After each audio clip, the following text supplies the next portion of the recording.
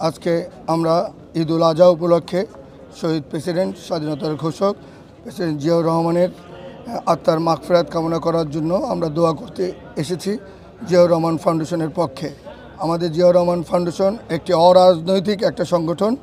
আমাদের ফাউন্ডেশনের প্রেসিডেন্ট জনাব তারেক রহমান, ফাউন্ডেশনের vice president doctor Zubaida Rahman সহ আমরা সবাই এখানে উপস্থিত আছি এবং আমাদের মধ্যে আরও একজন অন্যতম ডাইরেক্টর ব্যারিস্টার জাইমা রহমান আছেন। আমাদের সবার পক্ষ থেকে, জিয়াউর রহমানের ফাউন্ডেশনের পক্ষ থেকে আমরা শহীদ প্রেসিডেন্ট জিয়াউর রহমানের মাগফিরাত কামনা করা, দোয়া কামনা করার জন্য আজকে আমরা এখানে উপস্থিত হয়েছি সবাইকে নিয়ে। আমরা তার দোয়া, আমরা তার জান্নাত কামনা করছি।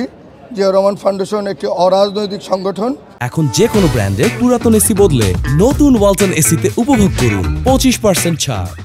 আমরা বাংলাদেশের যখন যেখানে বিপদে আপদে আমরা ঝাঁপিয়ে পড়ি, আমরা যে কোনো রকমের ন্যাচারাল ডিজাস্টার, যে কোনো রকমের সমস্যা, আমরা উইন্টার, আমরা সব কিছুতে, আমরা করোনায় সব প্রবলেমে, আমরা বৃক্ষরোপণ, আমরা সব কাজগুলো, বন্যা, প্রতিটা কাজে আমরা একদম অরাজনৈতিকভাবে আই রিপিট, আমরা কোনো রাজনৈতিক ইচ্ছা নিয়ে আমরা এই কাজটা করি না।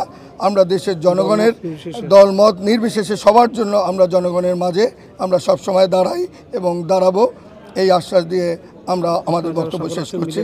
আপনারা যারা কষ্ট করে আসছেন, আপনাদের সবাইকে কৃতজ্ঞতা ও ধন্যবাদ।